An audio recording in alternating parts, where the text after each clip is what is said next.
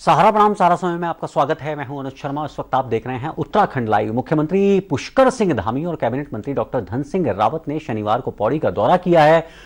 पौड़ी दौरे के दौरान मुख्यमंत्री धामी और कैबिनेट मंत्री ने पेशावर कांड के महानायक क्रांतिवीर वीर चंद्र सिंह गढ़वाली की स्मृति में आयोजित किए गए क्रांति मेले में शिरकत की है और महानायक की प्रतिमा पर पुष्पांजलि अर्पित की और उन्हें याद किया। देश के लिए बलिदान देने वाले शूरवीरों के परिजनों को इस मौके पर सम्मानित भी किया गया। मासो चौपड़ा कोट में कार्यक्रम का आयोजन किया गया था। आपको बता दें कि पेशावर कांड के महानायक कहे जाने वाले महान क्रांतिकारी स्वर्गीय श्री वीर चंद्र सिंह गढ़वाली ब्रिटिश हुकूमत में रॉयल गढ़वाल राइफल में हवलदार मेजर थे और 23 अप्रैल 1930 को वीर चंद्र सिंह गढ़वाली ने ब्रिटिश हुकूमत के खिलाफ बगावत कर दी थी और उन्होंने हथियार न उठाते हुए अंग्रेज हुकूमत के निर्देशों को मानने से इनकार कर दिया था, जिसमें भारत की आज़ादी के लिए लड़ रहे निहत्थे पठानों ने अंग्रेजों पर गोली चलाने का हुक्म दिया था। लेकिन क्रांतिकारी वीर चंद्र सिंह गढ़वाली ने निहत्थे पठानों पर गोली चलाने से इनकार कर दिया था, जिसके चलते उन्हें तत्कालीन ब्रिटिश सरकार ने जेल में बंदी बना दिया था।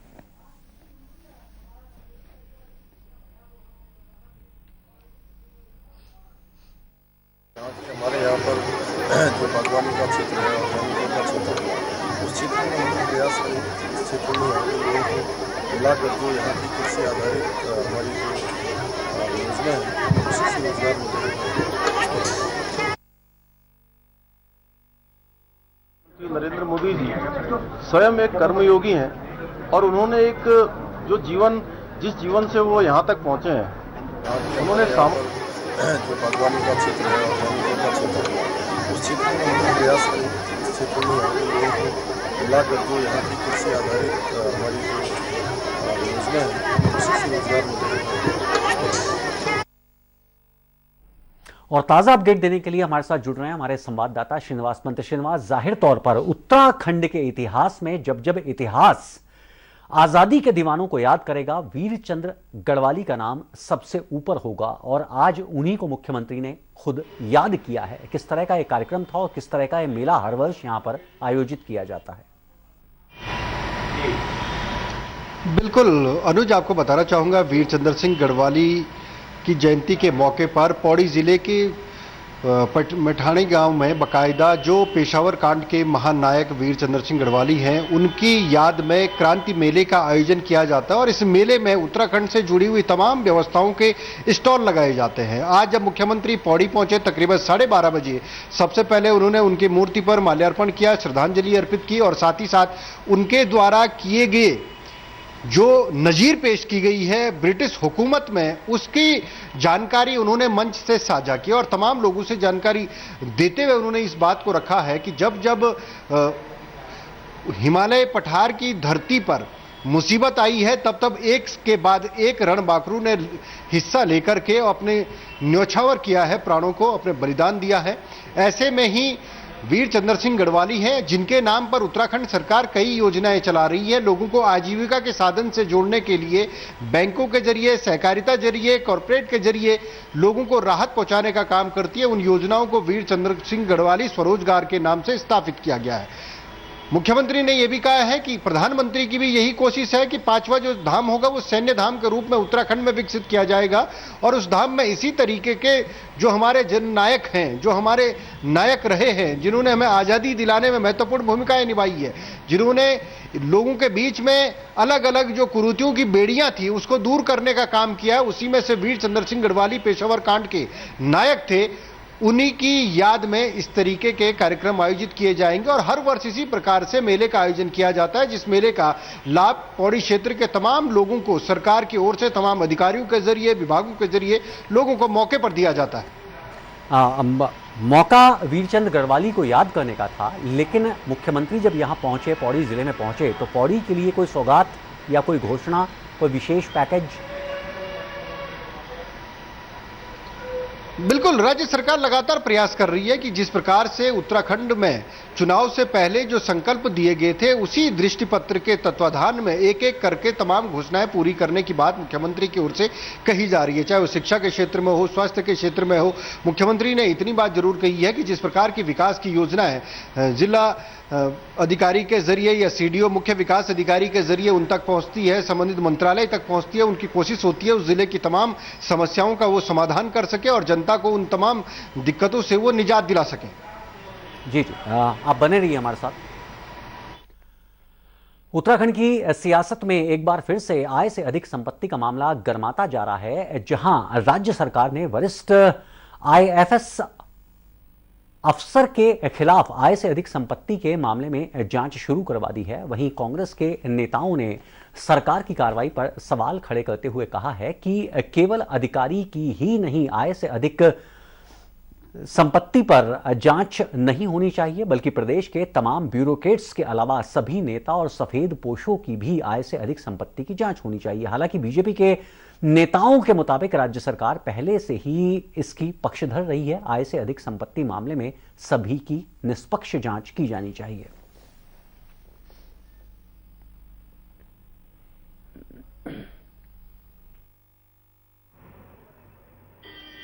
बिल्कुल, इस तरह के मामलों में पिक एंड चूज नहीं चलता, और पिक एंड चूज चलता है तो फिर वो संविधान के खिलाफ है, क्योंकि संविधान और कानून की नज़र में सब एक बराबर हैं।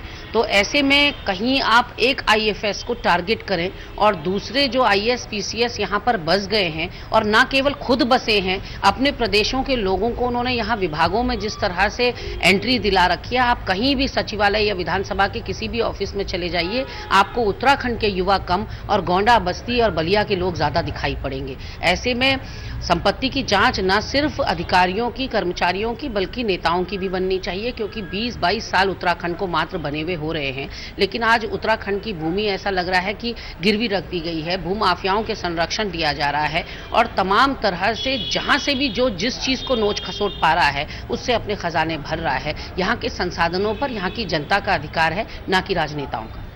हमारी भारतीय जनता पार्टी की सरकार पारदर्शी सरकार है, और भारतीय जनता पार्टी पूर्ण रूप से इस बात की पक्षधर है कि चाहे कोई राजनीतिक व्यक्ति हो, चाहे कोई भी सामाजिक व्यक्ति हो, उसको अपनी आय की संपत्ति का ब्यौरा जरूर देना चाहिए। और इस खबर पर भी हमारे साथ एक बार फिर से जुड़ रहे हैं राजधानी देहरादून से हमारे संवाददाता श्रीनिवास पंत। श्रीनिवास, निश्चित तौर पर किसी एक अधिकारी की आय से अधिक की संपत्ति की जांच करवाकर आप अपने आप को भ्रष्टाचार के मुद्दे पर जीरो टॉलरेंस की सरकार नहीं कह सकते। आपको हर नेता की जांच करवानी होगी, हर अधिकारी की जांच करानी होगी, सारे सफेद पोशों की जांच करानी होगी।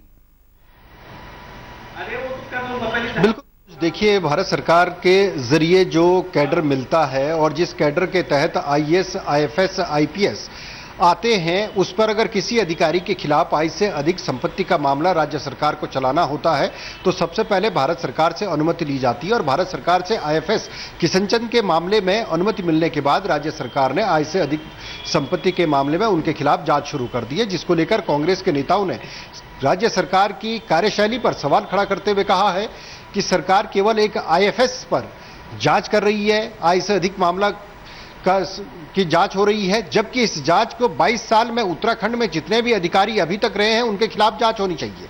आय से अधिक मामले में केवल ब्यूरोक्रेट्स की ही बात नहीं है, प्रशासनिक अधिकारियों की बात है, तमाम इंजीनियरों की बात है, सफेद पोशों की बात है, मंत्री हैं जिसमें मुख्यमंत्री शामिल हैं, पूर्व मुख्यमंत्री हैं, उन सभी की जांच होनी चाहिए। इस बात को कांग्रेस ने दोहराया है। वहीं भारतीय जनता पार्टी के हम लिहाज से बात करें तो भारतीय जनता पार्टी के नेताओं ने सीधे तौर पर कहा है कि राज्य सरकार की कोशिश है कि भ्रष्टाचार पर जीरो टॉलरेंस की नीति के साथ काम करें, और काम करती रहेगी सरकार। ऐसे में सफेद पोश के अलावा ब्यूरोक्रेट्स और प्रशासनिक अधिकारी, तमाम उस व्यवस्थाओं से जुड़े हुए लोग जिन पर आय से अधिक संपत्ति के मामले लंबित हैं, ये मामले चलाए जाने की सिफारिशें आती है, ये शिकायतें आती है, उनके खिलाफ उचित जांच होनी चाहिए। जी जी, श्रीनिवास, इस तमाम बातचीत और जानकारी के लिए आपका शुक्रिया, लेकिन आप बने रहिए हमारे साथ। यहां वक्त छोटे से ब्रेक का, ब्रेक के उस पार भी खबरों का सिलसिला जारी रहेगा। आप चलते रहिए सहारा समय के साथ।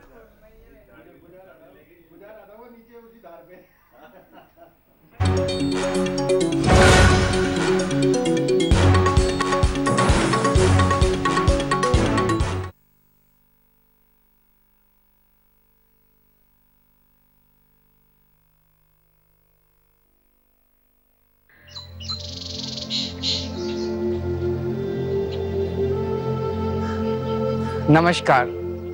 भारत ने पूरी दुनिया को योग सिखाया।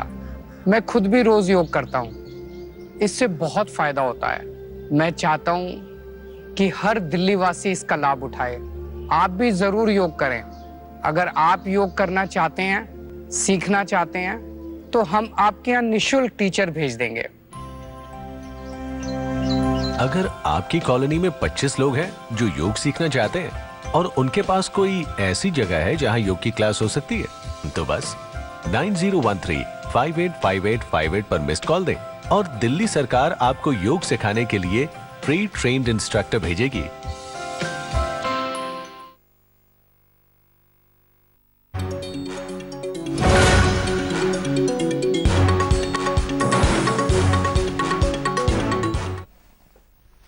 तीन मई से उत्तराखंड में चारधाम यात्रा का शुभारंभ हुआ है, जिसके लिए सरकार ने अपनी सभी तैयारियां पूरी कर ली हैं। बीजेपी नेताओं के मुताबिक सरकार चारधाम यात्रा में कोई कोर कसर नहीं छोड़ना चाहती है, लिहाजा सभी मुकम्मल तैयारियों पर सरकार काम कर रही है। लेकिन कांग्रेस के नेताओं के मुताबिक सरकार ने चारधाम यात्रा के लिए कोई तैयारी पूर्ण रूप से नहीं की है, जिसका खामियाजा चारधाम यात्रा के शुरू होने के बाद लोगों के सामने आना शुरू हो जाएगा। इतना ही नहीं, कांग्रेस के नेताओं के मुताबिक चारधाम यात्रा में पेयजल की समस्या, मेडिकल की सुविधा, पंजीकरण के अलावा सड़कों की स्थिति अभी भी जस की तस बनी हुई है।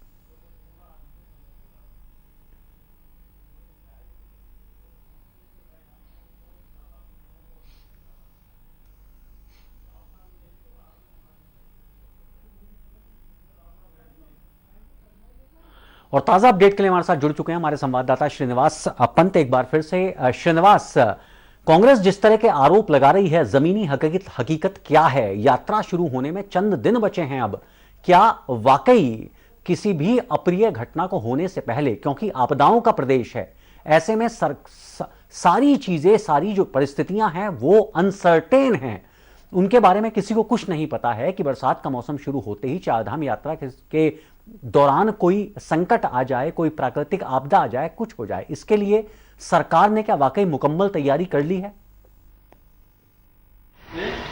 अनुज, चारधाम यात्रा उत्तराखंड की आर्थिकी की रीढ़ है और ऐसे में राज्य सरकार का भी ये ड्रीम प्रोजेक्ट होता है कि चारधाम यात्रा की तमाम जो तैयारियां हैं उनके इंतजामात पूरे किए जाएं और जो 3 मई का जो दिन होगा जब चारधाम यात्रा की शुरुआत होगी, ऐसे में उसका पंजीकरण से लेकर के रास्तों का जो साइन बोर्ड लगाने से लेकर के, पर्यटन पुलिस की देखरेख में स्वास्थ्य कैंप चलाने से लेकर के, यानी हेली सेवाओं के माध्यम से टीजीएमओ, जीएमओ या टैक्सी, मैक्सी कैब के जरिए या विश्वनाथ सेवा के जरिए जो लोग ऋषिकेश से चारधाम यात्रा रूट पर जाएंगे उनको किसी भी परेशानी का सामना न करना पड़े, इसकी मुकम्मल तैयारी हो रही है। लेकिन कांग्रेस के नेताओं के मुताबिक राज्य सरकार की तैयारियां अभी अधूरी है। कांग्रेस ने चारधाम यात्रा को आपदा से जोड़ते हुए सीधे तौर पर कहा है कि जो पहला मानसून होगा तकरीबन मई के एंड में या जून के पहले सप्ताह से आना शुरू हो जाएगा, उसकी मुकम्मल तैयारी सरकार को अभी से करनी चाहिए चारधाम यात्रा शुरू होने से पहले। उदाहरण के रूप में उन्होंने कहा है कि जो रसोई गैस के जो गोदाम है सिलेंडरों की, वहां पर अतिरिक्त मात्रा में सिलेंडर मौजूद होने चाहिए, उपलब्ध होने चाहिए, व्यावसायिक सिलेंडर उपलब्ध होने चाहिए, पेट्रोल और डीजल पंपों के पास जो खपत होती है उसकी प्रचुर मात्रा होनी चाहिए, सड़कों को खोलने के लिए जेसीबी और पोकलैंड के अलावा बुलडोजर की आवश्यकता होती है, उसके ब्रांच सड़कों को खोलने के लिए हर जिले के हेडक्वार्टर पर तैनात होनी चाहिए ताकि अगर कहीं पर कोई सड़क ब्लॉक होती है तो उसको वो खोलने में ज्यादा समय न लगा सके।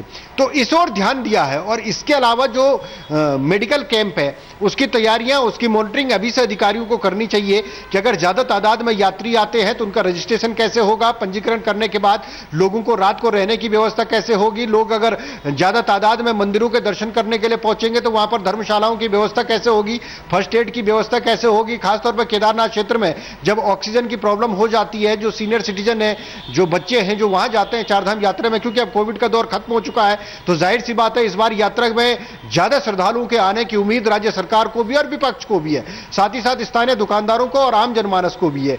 ऐसे में कांग्रेस ने एक अंदेशा जताया है कि जो ओवर रेटिंग की जाती है, यानी 25 रुपए की चीज को 50 रुपए में बेचा जाता है, ये छोटी छोटी मुश्किलें होती हैं जो चारधाम यात्रा के दौरान एक अच्छा संदेश देश में या विदेश में नहीं पहुंचाती है, बल्कि चारधाम यात्री जो तीर्थ यात्री पहुंचते हैं उसको वो नकारात्मक संदेश के तौर पर अपने घर लेकर जाते हैं।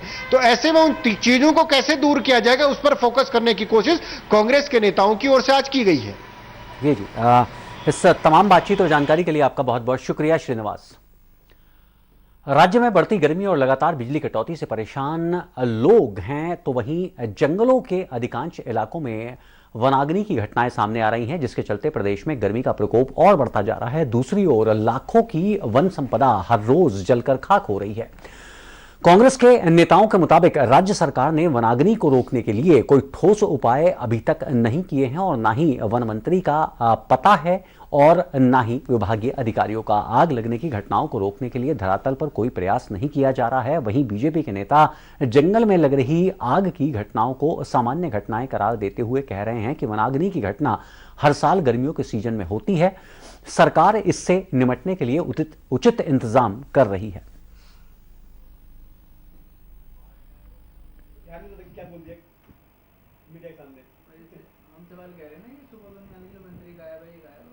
देखिए, पिछली बार भी यही हुआ था, अगर आपको याद हो तो, कि कई हेक्टेयर जो है जंगल का एरिया वो जल गया था, जिससे लाखों जो है रुपयों का नुकसान इस प्रदेश को झेलना पड़ा था। इस बार भी वही है। मुझे लगता है जब सरकार को ये पता है कि जब जैसे जैसे गर्मी बढ़ती है, फरवरी से लेकर के अप्रैल मई जून तक का जो महीना है, फरवरी एंड से होता है, वो जंगलों में आग का होता है, तो ये सरकार जो है उसको कोई व्यवस्था दुरुस्त क्यों नहीं करती है। सरकार की पूरी नाकामयाबी है। जिस तरीके से जंगल धधक रहे हैं, उससे प्रदेश में जो करोड़ों रुपए का जो नुकसान झेलना पड़ रहा है जो एक्सचेकर को, उसके लिए पूरी की पूरी धामी सरकार जिम्मेदार है। और सरकार जल्द कोई कदम ले, क्योंकि जो वन संपदा है, मुझे लगता है उत्तराखंड की वन संपदा हमारा बहुत महत्वपूर्ण हिस्सा है और उसको सुरक्षित करना हमारी जिम्मेदारी है।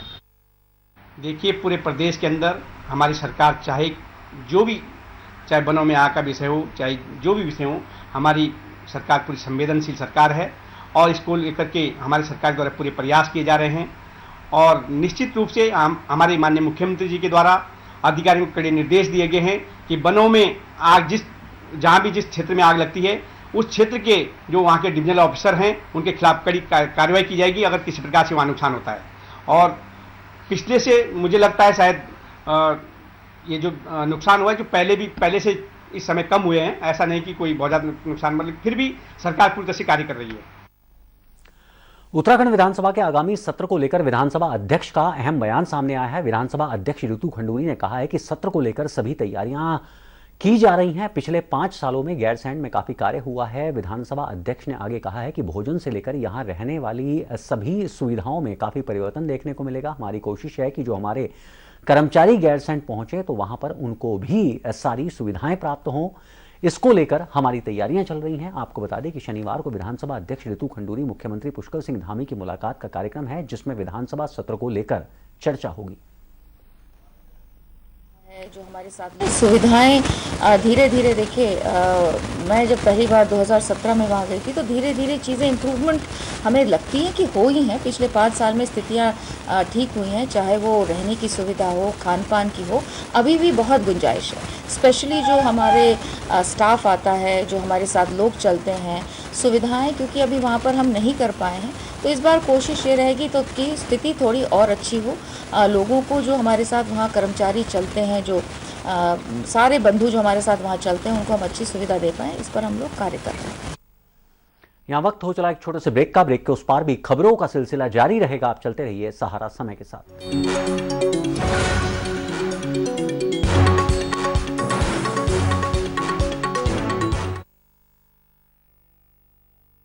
स्प्लाई एक्सटीरियर हो या इंटीरियर, जो चाहो बनाओ, जहां चाहो लगाओ, सालों साल इंटीरियर का इंश्योरेंस पाओ।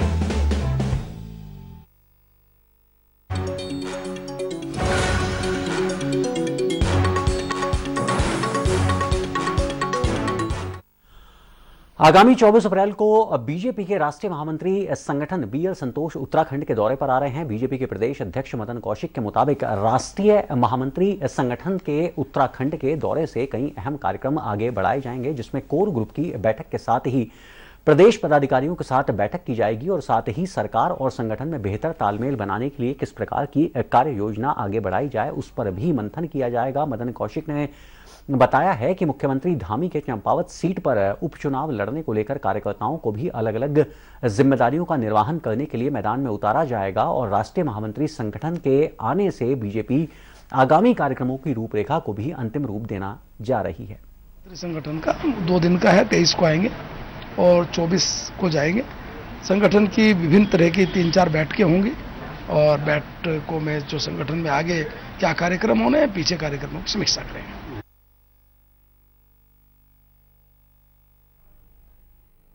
उत्तराखंड में सरकार बनने के बाद पहली बार बड़े पैमाने पर तबादला किया गया है। मुख्यमंत्री पुष्कर सिंह धामी से 7 आईएएस और 2 पीसीएस के तबादले किए हैं। यह आदेश कार्मिक सचिव शैलेश बगोली ने जारी किया है, जिसके बाद मयूर दीक्षित को उत्तरकाशी से रुद्रप्रयाग भेजा गया है। नरेंद्र सिंह भंडारी को जिला अधिकारी चंपावत की जिम्मेदारी सौंपी गई है। अभिषेक रोहिला नगर आयुक्त देहरादून से जिलाधिकारी उत्तर काशी बनाए गए हैं। हेमंत कुमार वर्मा को अपर जिलाधिकारी चंपावत बनाया गया है। शिवचरण द्विवेदी को चमोली भेजा गया है।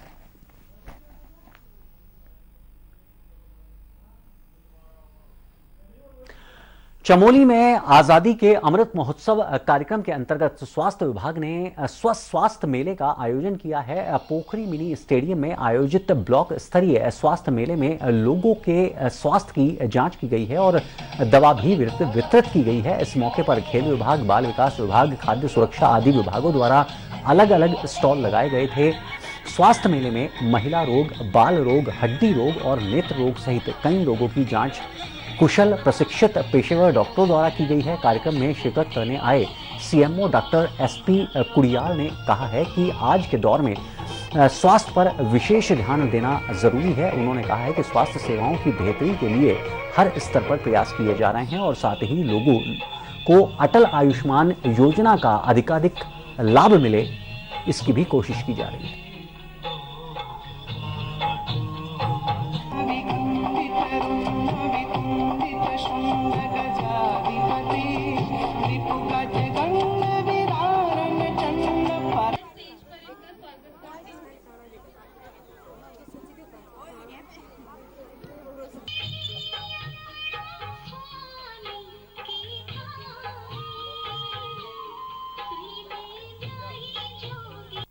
इसमें हमारा जो है बहुत से इसमें स्टॉल लगे हैं।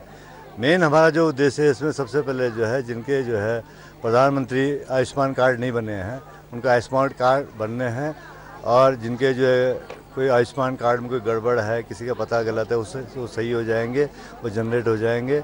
और दूसरा जो मेन है हमारे एक यूनिक हेल्थ आईडी बनेगी, वो एक यूनिक हेल्थ आईडी मरीज को दे दी जाएगी और जब मरीज का कभी इलाज होता है या उसने कोई पहले इलाज कराया है तो उसकी सारी हिस्ट्री उसमें होगी, जिससे कि जो ट्रीटिंग डॉक्टर होगा उसको मरीज के ट्रीटमेंट में सुविधा मिलेगी और मरीज को अपने कागज़ वगैरह ये यदि मिस हो जाते हैं तो उसमें हेल्प करेगी।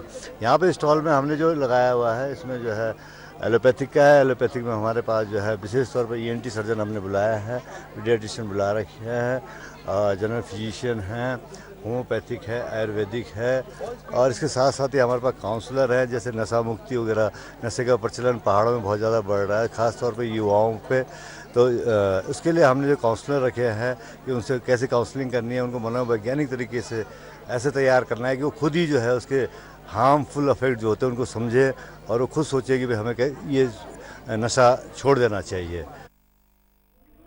उत्तराखंड में लगातार बिजली कटौती पर कांग्रेस धामी सरकार पर लगातार हमलावर है। कांग्रेस ने सरकार पर गंभीर आरोप लगाते हुए कहा है कि सरकार ने पहले ही महंगाई और बेरोजगारी का दंश दे रखा है और अब गर्मियों के मौसम में बिजली की आंख मिचौली पूरे प्रदेश में शुरू हो गई है। हालांकि बीजेपी ने अपनी सरकार का बचाव करते हुए कहा है कि बिजली की अतिरिक्त व्यवस्था पावर ग्रिड के जरिए राज्य सरकार कर रही है, लेकिन गर्मियों के मौसम शुरू होते ही बिजली उत्पादन में कमी हो जाती है।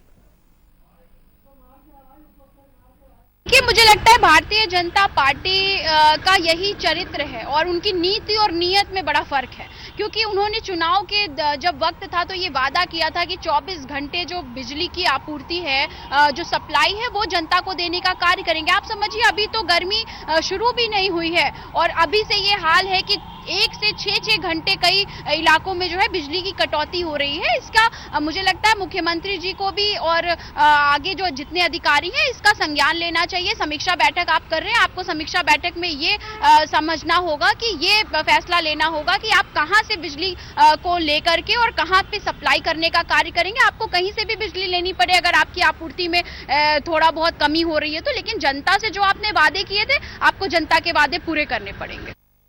जल्दबाजी कर रहे हैं और बिजली कटौती इस पीक सीजन में थोड़ा बहुत होना स्वाभाविक है, लेकिन सरकार के संज्ञान में जैसे ही बिजली की किल्लत आई है, सरकार जो है 24 या 48 घंटे के अंदर सारी व्यवस्थाओं को दुरुस्त करने के लिए सारे प्रयास संभव कर दिए। आगे कोई कटौती नहीं झेलनी पड़ेगी उत्तराखंड वासियों को। पर्यटन सीजन शुरू हो गया है, लेकिन राष्ट्रीय राजमार्ग NH 707A के अधिकारी अभी भी चैन की नींद सोए हुए हैं। मसूरी कैंपटी मार्ग जगह जगह टूटा हुआ है, रोड पर बड़े बड़े गड्ढे हो चुके हैं, लेकिन विभाग द्वारा अभी तक सड़क पर जो गड्ढे पड़े हुए हैं और सड़क जगह जगह पर टूटी पड़ी है, उस पर अभी तक पैचवर्क नहीं किया गया है, जिससे पर्यटकों को वाहन चलाने में असुविधा का सामना करना पड़ रहा है। कई जगह पर तो सड़क की दीवार टूटी पड़ी है और विभाग को कई बार इस बारे में अवगत भी कराया गया, लेकिन विभाग ने अभी तक इस ओर कोई ध्यान नहीं दिया है, जिससे सड़क पर दुर्घटना का खतरा लगातार बना हुआ है। आपको बता दें कि चारधाम यात्रा 3 मई से शुरू होनी है, लेकिन सड़कों की बदहाली का आलम यह है कि सड़कों पर जगह जगह पड़े गड्ढों को भरने का कार्य अभी तक प्रशासन ने नहीं किया है। हमारे भी मसूरी से नीचे हमने पैच शुरू कर दिए हैं और ये सांतला देवी से नीचे है, काफ़ी बड़े बड़े पैच हैं। तो जैसे हमारा हॉट मिक्स प्लांट चलता है तो हम सबसे पहले इन्हीं पैचों को बनाएंगे और यात्रा से पहले हम पैच पूरे कर देंगे। पर लेकिन सर अभी तक नहीं हुआ सर, जगह जगह पे इतने गड्ढे पड़े हुए सर, रोडों की दीवारें टूटी हुई है, ऐसे में कोई खतरा नहीं है सर? नहीं, अभी पैच के लिए तो हॉट मिक्स प्लांट चलेगा तो उसी से पैच बनने ही नहीं, बिना उसके पैच नहीं बन सकते हैं। और दीवार का हम अभी शुरू कर रहे हैं। और बुलेटिन के अंत में एक निगाह डालेंगे इस वक्त की सुर्खियों पर। पौड़ी गढ़वाल के दौरे पर आए मुख्यमंत्री पुष्कर सिंह धामी पेशावर कांड की वर्षगांठ पर पीठ सैंड में वीर चंद्र सिंह गढ़वाली क्रांति मेले में की शिरकत, प्रतिमा पर पुष्पांजलि अर्पित की।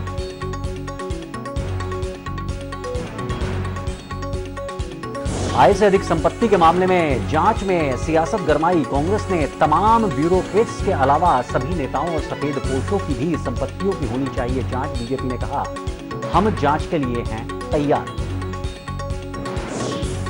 चारधाम यात्रा की तैयारियों को लेकर बीजेपी कांग्रेस में आमने सामने। यात्रा की तैयारियों में बद इंतजामी को लेकर कांग्रेस ने साधा सरकार पर निशाना। बीजेपी ने कहा चारधाम यात्रा की तैयारियां सुव्यवस्थित तरीके से हुई थी। और चमोली में आजादी के स्वास्थ्य मेले का आयोजन, पोखरी मिनी स्टेडियम में आयोजित मेले में लोगों के स्वास्थ्य की जांच कर दवाएं भी की गई वितरित। बड़ी संख्या में लोगों ने की शिरकत, सीएमओ ने मेले में की शिरकत। तो फिलहाल इस बुलेटिन में इतना ही। ताजा तरीन खबरों के लिए आप लॉग इन कर सकते हैं हमारी वेबसाइट